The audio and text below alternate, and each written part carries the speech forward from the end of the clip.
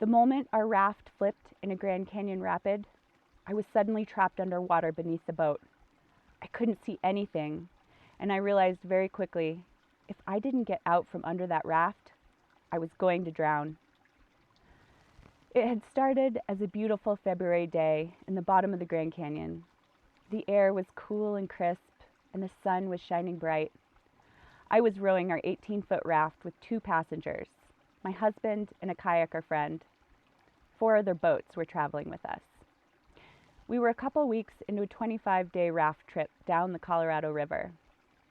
Up to that point, everything had mostly gone well, but there had already been a few close calls. One boat captain had taken a serious head injury in a rapid. Another person had become hypothermic. The canyon had already reminded us how quickly things could go wrong. That morning, though, I felt good. I had been rowing more and more as the trip went on, and my confidence was growing. At that point, I was the only woman on the trip. It was me and 13 men. I was finally starting to feel comfortable steering the raft through the canyon. Ahead of us was a rapid that I would navigate. 209 Mile Rapid, a rapid known for flipping fully loaded boats. I had studied the description of the rapid and believed I could maneuver around the enormous hole that had flipped many boats before. I could hear the rapid ahead, but it was hidden around a bend in the river. I told my boatmates my plan, to move left of the big hole once we approached it. Dane had the most boating experience of the 3 of us, so I asked him if I should start moving to river left. He said, "Let's wait until we can see the rapid."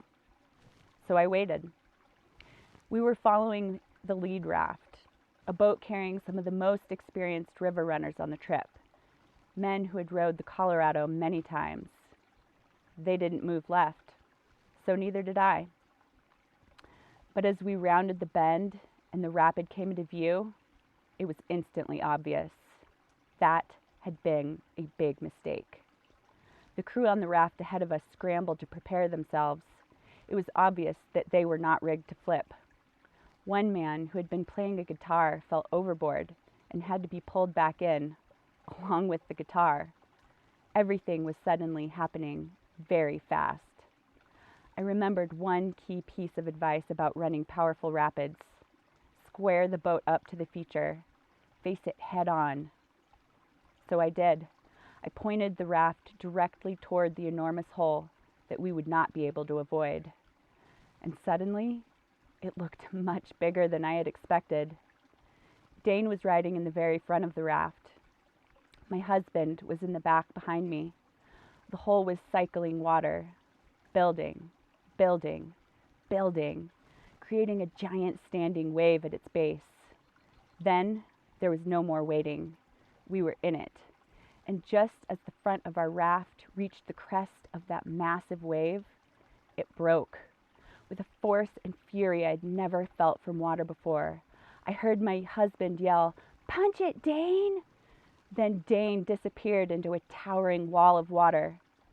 The wave lifted the front of our raft straight up into the air, and in the next instant, the entire 2,000-pound boat flipped end over end. As the raft came down, one of my oars smashed hard into my forehead. The next thing I knew, I was underwater, under the boat. My arms reached upward, and I could feel the raft above me. My first thought was simple and terrifying. Oh my God, I'm under the boat in the middle of a rapid. I opened my eyes. All I could see was bubbles, darkness, and rushing water. The water was freezing. Then another thought came very clearly. I have to get out from under this boat, or I will drown. I started swimming sideways, toward river left, away from the hole. 1 stroke, 2, 3, 10 powerful strokes later, I reached upward again. This time, I felt nothing. No boat. I kicked upward and burst to the surface about 15 feet away from the overturned raft. I gulped in the cold canyon air. For the first time in what felt like forever, I knew I wasn't going to drown. I swam hard and grabbed the side of the raft. Dane had already climbed onto the bottom of the upside-down boat. When he saw me, he helped pull me up beside him. I had just climbed on when I saw my husband crawling onto the shore on River Right. During the flip, he had been thrown clear of the raft. Seeing him safely on land was an enormous relief. But then reality returned. I was now sitting on top of an upside-down raft, floating down the Colorado River, heading towards the next rapid. As I tried to think about what to do next, I noticed Dane staring at me strangely, like something was very wrong. I was confused. I hadn't drowned. I was on the boat. Considering the circumstances, that seemed like a pretty good outcome. Then something ran into my eye. It wasn't water. I touched my forehead and looked at my hand. Blood. A lot of blood. Then I remembered the oar hitting my head. Apparently, I had a head injury. The other boats had already sprung into action. The raft ahead of us moved downstream to block our path, while the raft behind us raced forward. Someone threw us a line. Dane grabbed it, and the other crew began rowing with everything they had. Slowly, we were pulled out of the main current and toward shore. When our raft finally touched solid ground, the relief was overwhelming. I had just survived one of the most frightening moments of my life. People gathered around to check my injury. The gash on my forehead was bleeding heavily, but I stayed calm as someone cleaned it and wrapped it. Eventually, my husband made his way along the riverbank to join us. Then we faced the next task, flipping the boat back over. We unloaded all the gear, tied ropes to the frame, and it took a bunch of the guys pulling together to finally roll the raft upright again.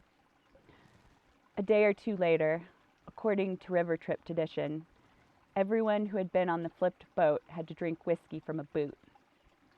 Punishment. Such is life when you flip a boat on the Colorado River in the bottom of the Grand Canyon. But what I really learned from this experience is that I can trust my instincts. I must. My instincts told me to get left prior to being able to see the rapid that flipped us. I didn't do that because I listened to someone who had more experience than myself, and I ended up paying the price for not listening to my intuition. Had I listened to my inner knowing, I wouldn't have flipped the raft in 209 Mile Rapid. When that trip finally ended and I returned to civilization, I wasn't the same person who had entered that canyon 25 days earlier. I felt wild, feral, alive, and the last thing I wanted was to return to the so-called real world.